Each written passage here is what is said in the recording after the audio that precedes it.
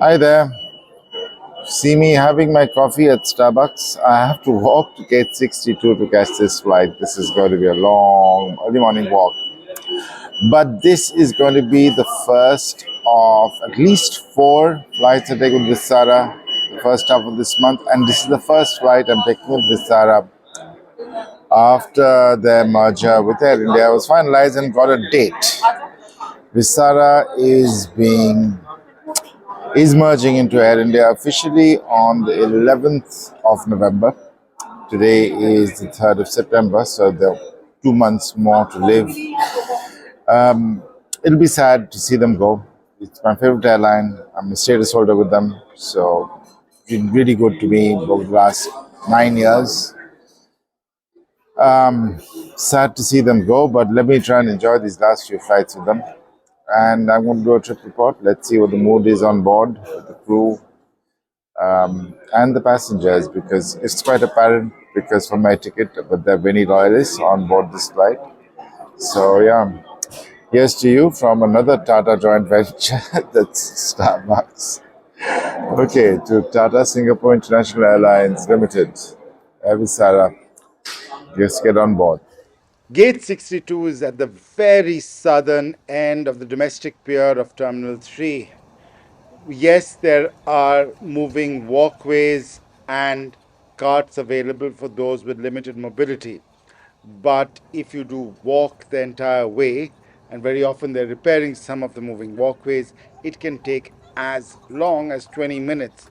But eventually I got there, hung around for a bit, and before you knew it, we were boarding Flight UK 943 to Mumbai. Gate 62, being the last gate of the terminal, has a wraparound entrance to it, and this led to some issues, as I'll just tell you. It also felt very weird to walk into a Vistara cabin knowing that I don't know how much longer I will be seeing this particular cabin around. So I've boarded Victor Tango November Charlie. This was Vistara's second A320 Neo after Tango November Bravo. Anyway, it is a very interesting boarding process. We were at gate 62, which meant, weirdly enough, we had to walk around a bit. It's not a standard boarding gate, it's the last boarding gate of Delhi. So it was fun because the second security door was shut. I was calling up the Vistara call center for help, but by the time I was connected, somebody came down. Yeah, interesting boarding. So let's look out the window. Same old Vistara flight. Let me show you the legroom and the seat back contents. Vistara is still printing their wonderful in flight magazine, which this month featured the beautiful city of Florence in the Duomo on its cover. There's also an air sickness bag and, of course, the safety information card. I wonder if Vistara will be giving out these safety information cards once they merge with Air India. If anybody in Vistara is listening, I'd love to have one of those once, of course, you don't need them anymore on your planes. Looking out of the window, you could see, of course, some aircraft parked on the even side of the domestic pier, the southern leg of the domestic pier. In the distance, on the remote ramp with the control tower in the background, there were a couple of SpiceJet planes. SpiceJet has been in a world of trouble. I've done a video about it. You can see it over here. And these aircraft obviously were running heavily delayed flights. One was supposed to be going to Leh, the other one going to Mumbai. After all that, it was time for pushback, and we made our way to runway 11 left. Even though it was 7:30 in the morning, most of the exotic international flights had left. We found ourselves chasing this company A320 Neo that had just arrived and was going to dock at one of the odd numbered gates. There was not much to really see, but you got to see the huge expanse of Terminal 3 at Delhi Airport, which is by far and away one of the largest terminals this side of the world.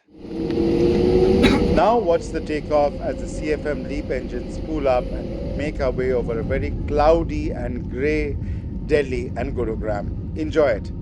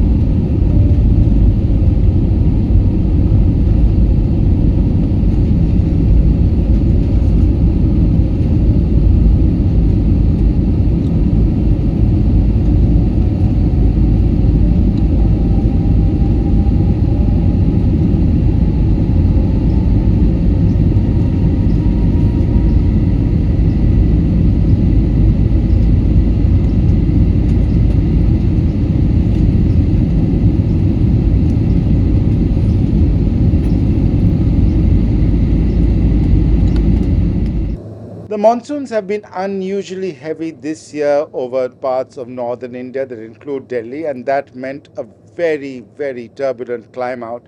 However, once we were past the turbulent air, the crew got around to serving us breakfast. This was a standard Vistara breakfast, and we got some baked beans, an omelette, and a very oily potato cutlet, I guess, or a hash brown, whatever Vistara calls it. It certainly hit the spot, and because I hadn't eaten anything in the morning, it had to suffice. Anyway, I spent the rest of the trip listening to some podcasts, and before you knew it, it was time to make our approach into a equally cloudy and grey Mumbai. Enjoy this video of the approach where I'm looking north and you can see the Eastern Express Freeway, the Central Line, and the skyscrapers of Powai, as well as the slums that surround Mumbai in the Kulla region, which are interspersed with a lot of high tech office buildings as well. Mumbai is a very strange city, in my opinion. No insult to Mumbaikars, but it's a very strange juxtaposition of the modern, the rich, and the poverty stricken. And you can see many of the buildings covered in blue tarp. It's all very fascinating. Upon landing, also please do notice some of the parked go first aircraft. Anyway, enjoy the landing for now.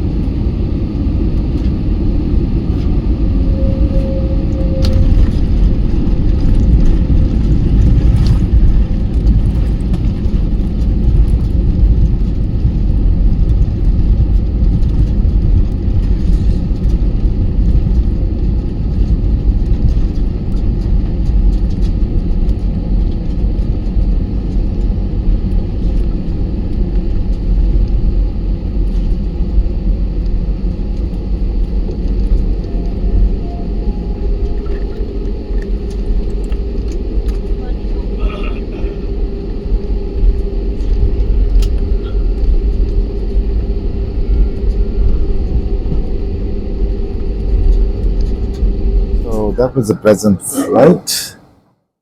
Already got out at our gate. Actually, I'm pretty happy I took checked in luggage because I don't have to walk too much. And now for a night in Mumbai before heading off to Pune, where I got another night, and then flying back to Vistara again.